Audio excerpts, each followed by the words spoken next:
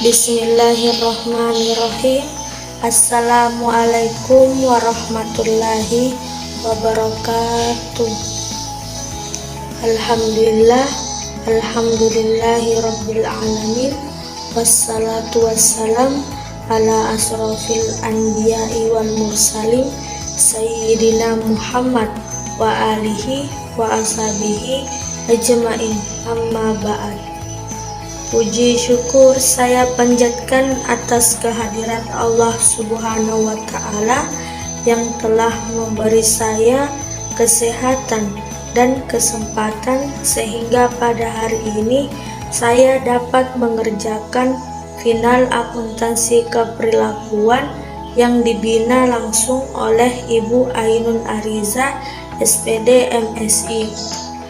Selawat beserta salam tak lupa pula saya kirimkan kepada suri tauladan manusia Nabiullah Muhammad Sallallahu Alaihi Wasallam. Beliaulah yang menjadi rahmatan lil alamin bagi seluruh alam semesta ini. Baik, pada kesempatan kali ini saya akan mempresentasikan materi terkait kasus fraud yang terjadi di PT Asabri. Namun, sebelum saya melangkah lebih jauh, izinkan saya untuk memperkenalkan diri. Perkenalkan, nama saya Nurul Miftah Khairiyah, NIM 10 57 31 10 59 20, kelas FA 20B. Dari Universitas Muhammadiyah Makassar, Fakultas Ekonomi dan Bisnis, Program Studi Akuntansi. Sebelum saya membahas kasus fraud yang terjadi pada PT Asabri, alangkah baiknya kita mengetahui apa pengertian dari fraud. Fraud adalah penyajian laporan keuangan palsu secara sengaja dengan menghilangkan atau menambahkan jumlah tertentu untuk menipu pemilik hak dari laporan keuangan tersebut. Dalam istilah sehari-hari, fraud dapat didefinisikan sebagai setiap tindakan ilegal yang ditandai dengan adanya kecurangan, penggelapan, pencurian, penyembunyian, atau pelanggaran kepercayaan tanpa kekerasan. Kecurangan dilakukan oleh perorangan, kelompok, atau organisasi untuk mendapatkan uang, barang, atau jasa, atau untuk menguntungkan diri sendiri, kelompok, atau pihak lain.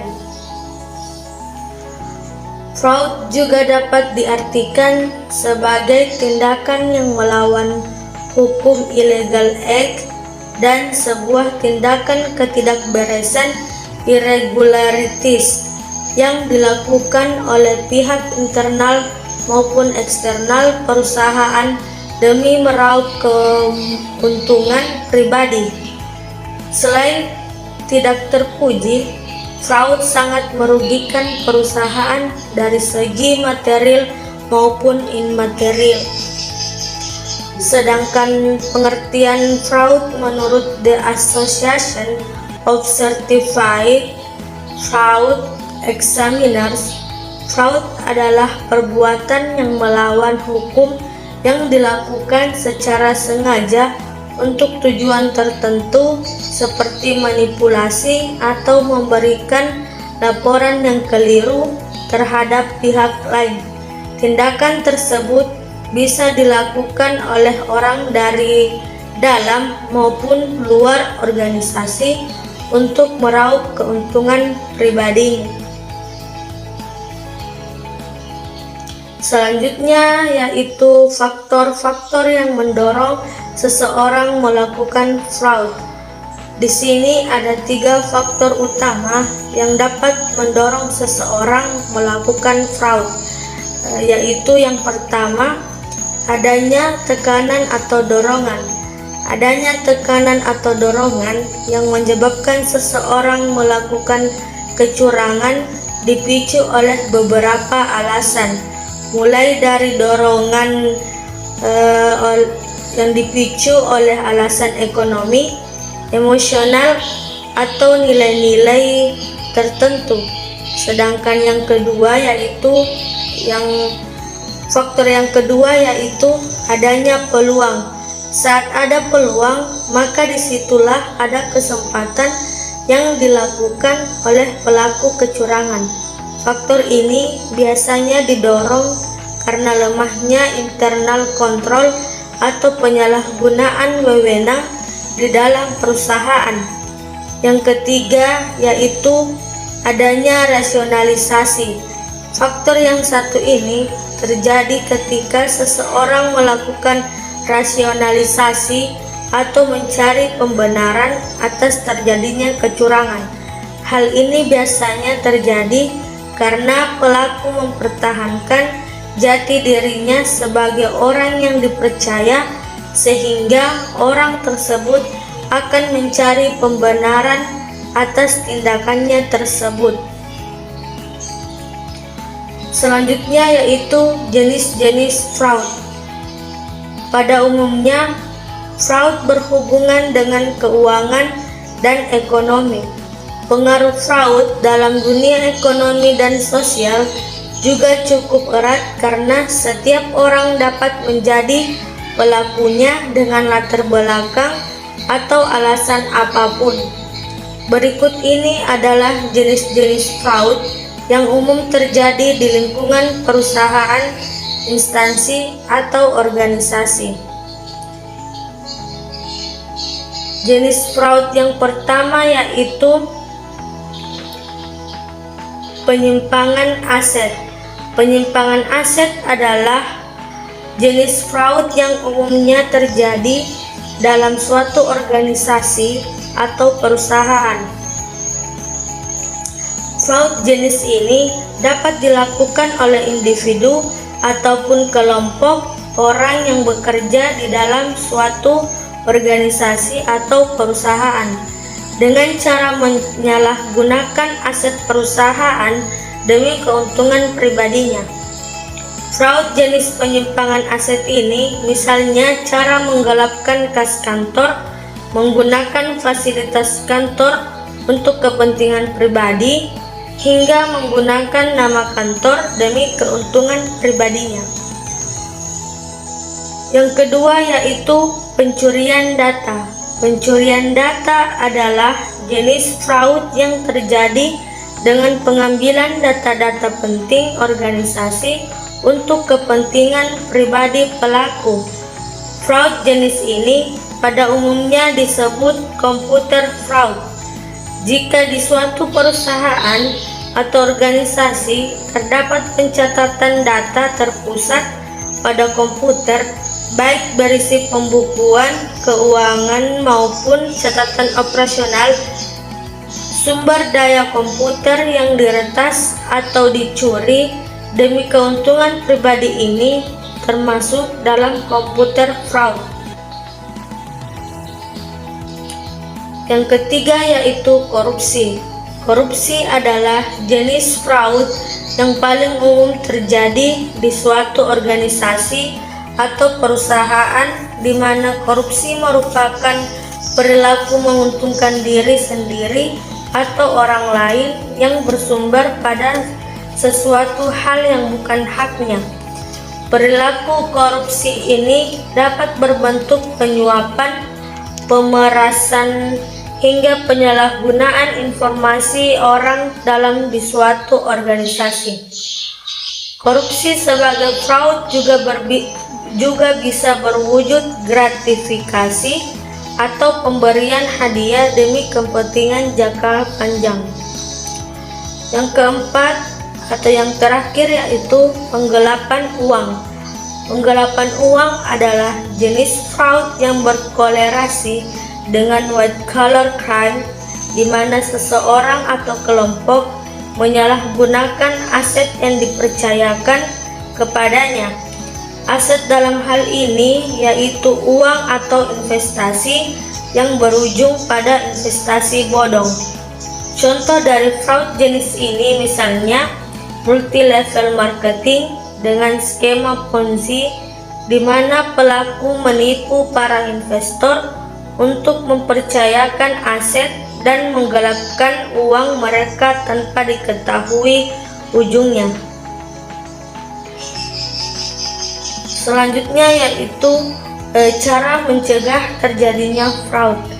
Beberapa cara yang bisa dilakukan untuk mencegah terjadinya fraud ada 3, yaitu yang pertama sosialisasi anti korupsi. Sosialisasi anti korupsi merupakan cara paling awal yang perlu dilakukan untuk menjelaskan pada setiap karyawan atau pegawai dalam perusahaan tentang bentuk-bentuk korupsi. Beberapa orang seringkali tidak begitu paham hal-hal apa saja yang termasuk korupsi dan mana saja yang masuk dalam ranah pidana. Pemahaman melalui sosialisasi anti korupsi ini sangat penting bagi edukasi pegawai tentang pentingnya integritas dalam suatu organisasi. Yang kedua yaitu audit keuangan simultan. Audit keuangan simultan juga menjadi salah satu cara untuk mencegah terjadinya fraud di ranah laporan keuangan. Audit keuangan simultan ini adalah mengadakan audit keuangan, baik audit internal maupun eksternal. Audit dilakukan untuk mengoreksi laporan keuangan perusahaan secara lengkap dan juga terperinci supaya dapat menemukan potensi-potensi penggelapan aset dan tindakan fraud lain yang mungkin dilakukan pegawai terkait. Yang ketiga yaitu penetapan hukum secara tegas. Penetapan hukum secara tegas, penindakan hukum terhadap pelaku fraud juga harus didukung secara integral dari perusahaan serta aparat yang berwenang. Hal ini juga dapat didukung dengan cara membuka ruang bagi whistleblower dan investigasi internal dalam perusahaan. Tujuannya adalah untuk memeriksa terduga kasus fraud sebelum nantinya diteruskan pada pihak berwajib.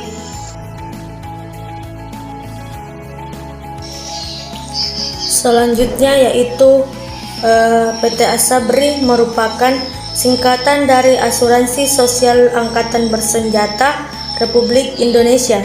Asuransi ini merupakan asuransi sosial bagi prajurit Tentara Nasional Indonesia, anggota kepolisian, dan aparatur sipil negara yang bersifat wajib untuk memberikan perlindungan atas risiko sosial ekonomi yang dialami oleh prajurit TNI, anggota kepolisian, dan ASN di lingkungan Kementerian Pertahanan dan Kepolisian Negara Republik Indonesia dan anggota keluarganya.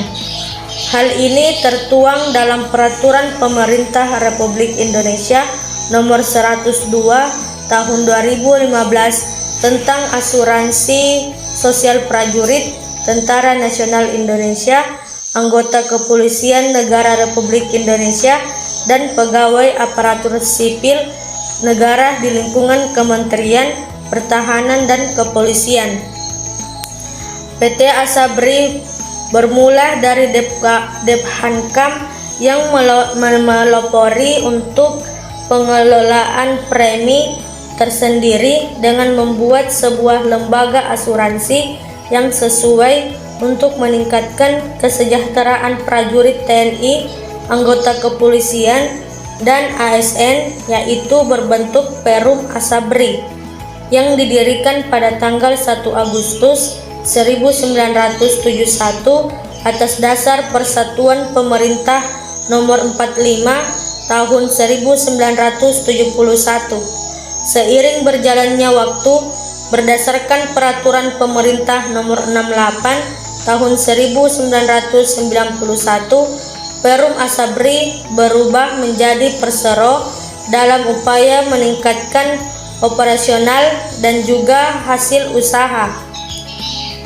Seiring berjalannya pada awal tahun 2020, PT Asabri dalam menjalankan bisnisnya, uang yang terdapat dalam bisnisnya, hal ini terduga isu korupsi dan pencucian diindikasikan dengan menurunnya performa saham dari perusahaan sejak awal 2019 dan diketahui bahwa hal ini sudah terjadi sejak tahun 2012 hingga 2019.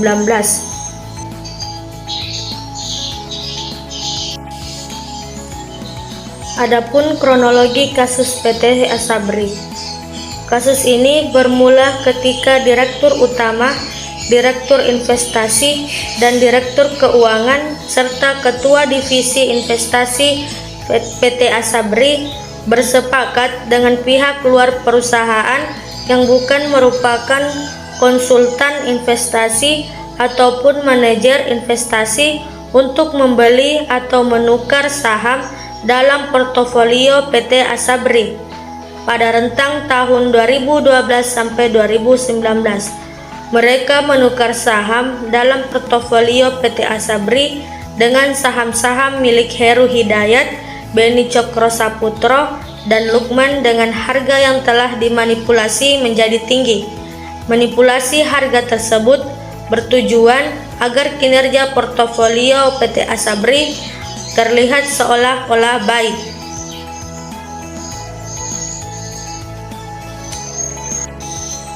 Selanjutnya, setelah saham-saham tersebut menjadi milik PT Asabri, kemudian saham-saham tersebut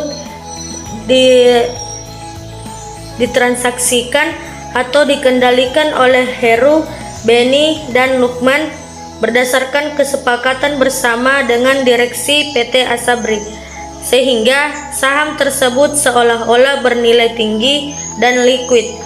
Padahal transaksi-transaksi yang dilakukan hanya transaksi semu untuk menguntungkan Heru, Beni, dan Lukman serta merugikan investasi PT Asabri, karena Asabri menjual saham-saham dalam portofolionya dengan harga di bawah harga perolehan saham-saham tersebut. Untuk menghindari kerugian PT Asabri, maka saham-saham yang telah dijual di bawah harga perolehan dibeli kembali dengan nomain Heru, Beni, dan Lukman, serta dibeli lagi oleh PT Asabri melalui underlying reksadana yang dikelola oleh manajer investasi yang dikendalikan oleh Heru dan Beni. Seluruh kegiatan investasi Asabri pada 2012 sampai 2019 tidak dikendalikan oleh Asabri, namun seluruhnya dikendalikan oleh Heru, Beni, dan Lukman. Leonard menyebut kasus dugaan korupsi Asabri ini merugikan keuangan negara sebesar 22,7 triliun. Selanjutnya, pada Senin, Jaksa Penyidik Jampitsus Kejaksaan Agung menetapkan 8 tersangka dalam penyidikan kasus dugaan korupsi dalam pengelolaan keuangan dan dana investasi oleh PT Asuransi Angkatan Bersenjata Republik Indonesia atau sering disebut dengan Asabri. 8 tersangka tersebut adalah mantan Direktur Utama PT Asabri periode tahun 2011 sampai Maret 2016, Maijen Adam Rahmat Damiri, mantan Direktur Utama PT Asabri periode Maret 2016 sampai Juli 2020, Letjen Sony Wijaya, ex-Direktur Keuangan PT Asabri periode Oktober 2008 sampai Juni 2014, Bakhtiar Effendi, mantan Direktur Asabri periode 2013 sampai 2014, dan 2015 sampai 2019 Haris Setiono, Kepala Divisi Investasi PT Asabri, Juli 2012 sampai Januari 2017 Ilham Wisiregar, dan Direktur Utama PT Prima Jaringan Lukman Purnomo Sidi. Kemudian Dirut PT Hanson International Tbk Benit Cokro Saputro, dan Komisaris PT Trada Alam Minera Heru Hidayat. Baik Beni maupun Heru merupakan tersangka dalam kasus korupsi di PT Asuransi Jiwasraya. Direktur Utama PT Asuransi Sosial Angkatan Bersenjata Republik Indonesia atau sering disebut dengan Asabri, Wahyu Suparyono, membeberkan penyebab lain korupsi di perusahaan itu. Buruknya pengelolaan perusahaan, juga korupsi lantaran adanya penunjukan staf ahli yang asal-asalan, kata Wahyu saat rapat dengar pendapat RDP bersama Komisi 6 DPR di Jakarta Rabu 9 Juni 2021. Dia mengungkapkan buruknya pengelolaan perusahaan itu terungkap seminggu setelah dia menjalani tugas sebagai Dirut Asabri setelah ditunjuk Menteri Badan Usaha Milik Negara atau BUMN, yaitu Erick Thohir. Dari penelusuran manajemen, kemudian ada 6 orang staf ahli yang dipecat menyusul mantan Dirut Asabri sebab penunjukan staf ahli tersebut tanpa persetujuan Dewan Direksi. Jadi, Direktur Utama sebelumnya tanda tangan sendiri penunjukan ke-6 staf ahli tanpa persetujuan Dewan Direksi. Ini berbahaya karena internal kontrol instalationnya jadi kolektif kolegial, padahal seharusnya staf ahlinya profesional karena penting sekali untuk industri keuangan, ujar Wahyu. Selanjutnya, untuk memperbaiki kinerja perusahaan, Wahyu mengungkapkan kunci utama yang harus dilakukan adalah menyelesaikan perkara integritas para pejabat perusahaan. Meskipun para petinggi BUMN sudah dinyatakan lulus ujian dari Otoritas Jasa Keuangan, dia menilai uji kelayakan tersebut tidak menjamin dilakukan tindak pidana korupsi di internal BUMN. Manajemen pun berharap pihak seperti Polri, Kementerian BUMN, Kementerian Keuangan, dan Kejaksaan Agung tetap memperketat proses pengawasan bagi Asabri. Upaya ini agar tindak pidana korupsi tidak kembali terulang. Jadi, saya kira untuk membereskan PT Asabri itu, integritas dulu diselesaikan. Setelah itu yang nyolong-nyolong pasti sudah selesai, ujar Wahyu. Atas perbuatannya, para tersangka diancam dengan pidana pasal 2 ayat 1 CO pasal 18 Undang-Undang Nomor 31 Tahun 1999 tentang pemberantasan tindak pidana korupsi sebagaimana telah diubah dan ditambah dengan Undang-Undang Nomor 20 Tahun 2001 tentang perubahan atas Undang-Undang Nomor 31 Tahun 1999 tentang pemberantasan tindak pidana korupsi JO pasal 55 ayat 1 ke 1 KUHP serta subsidiar pasal 3 JO. Demikian Leonard Ebenezer Simanjuntak. Dalam kasus Asabri tersebut, Kejagung sita kapal terbesar di Indonesia. Kasus Asabri, Kejaksaan Agung menyita 20 kapal laut milik tersangka Heru Hidayat. Dari 20 kapal, salah satunya adalah kapal terbesar di Indonesia, yaitu Liquefied Natural Gas atau LNG. 20 kapal tersebut diduga merupakan aliran dana korupsi dalam PT Asuransi Sosial Angkatan Bersenjata Republik Indonesia. Seluruh kapal milik Heru disita di perairan Indonesia. Sebelumnya, Kejagung telah menyita 566 bidang tanah seluas 1.904 hektar di daerah Majak, Kabupaten Lebak, Banten milik Direktur Utama PT Hanson Internasional Tbk Beni Cokro Saputro. Hakim Mulyono menyebut kerugian negara 22 triliun pada kasus korupsi PT Asabri masih dalam potensi bukan real.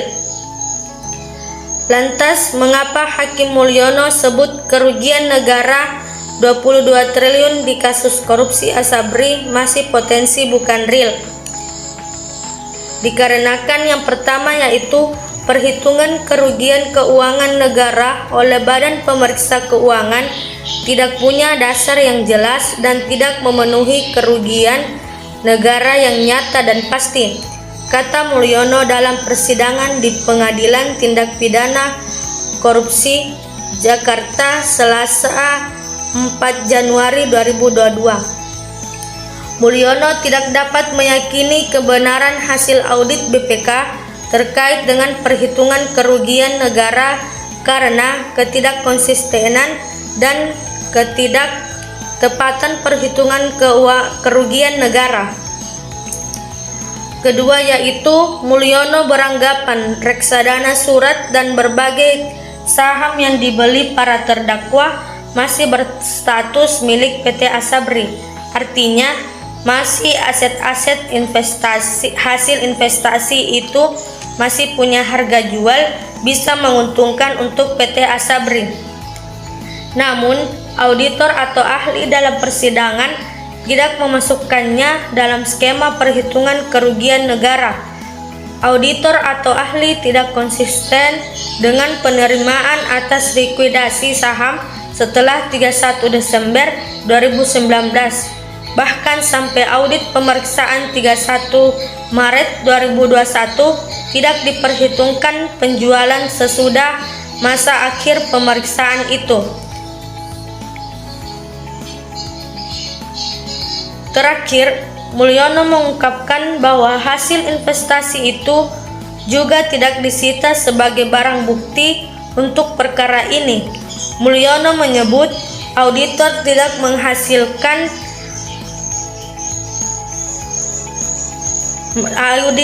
memasukkan hasil investasi yang dalam penguasaan PT Asabri saat ini dalam perhitungan, sehingga muncul perhitungan kerugian negara yang tidak diatur dalam pemeriksaan keuangan negara yang adalah konsep nyata dan pasti. Adapun dalam persidangan kemarin, 4 majelis hakim lainnya yaitu Ige Eko Purwanto, Saifuddin Zuhri, Rosmina, dan Ali Muhtarom sepakat terhadap perhitungan kerugian negara yang dilakukan oleh BPK atas perkara ini.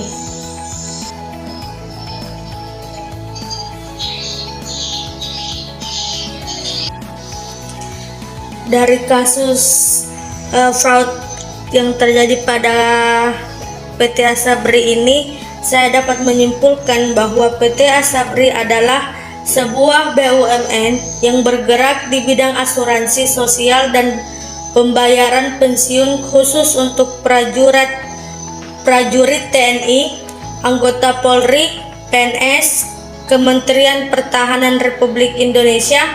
Belakangan ini PT Asabri terjerat kasus dugaan korupsi yang mengerugikan keuangan negara sebesar 22,7 triliun. Kejaksaan Agung tengah memasuki tahap penelusuran aset yang dimiliki para tersangka korupsi Heru Hidayat, Beni Cokro Saputro, dan Lukman Purnomo Sidik, membeli atau menukar saham dalam portofolio Asabri dengan saham-saham milik Heru Hidayat, Beni Cokro Saputro, dan Lukman dengan harga yang telah dimanipulasi menjadi tinggi dengan tujuan agar kinerja portofolio Asabri terlihat seolah-olah baik. Diketahui jika seluruh kerugian investasi Asabri pada tahun 2012 sampai 2019 tidak dikendalikan oleh Asabri, namun seluruhnya dikendalikan oleh Heru, Beni, dan Lukman.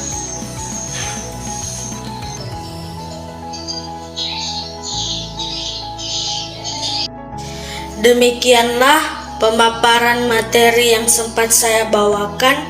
Kurang lebihnya mohon dimaafkan. Wabillahi taufiq wa hidayah. Wassalamualaikum warahmatullahi wabarakatuh.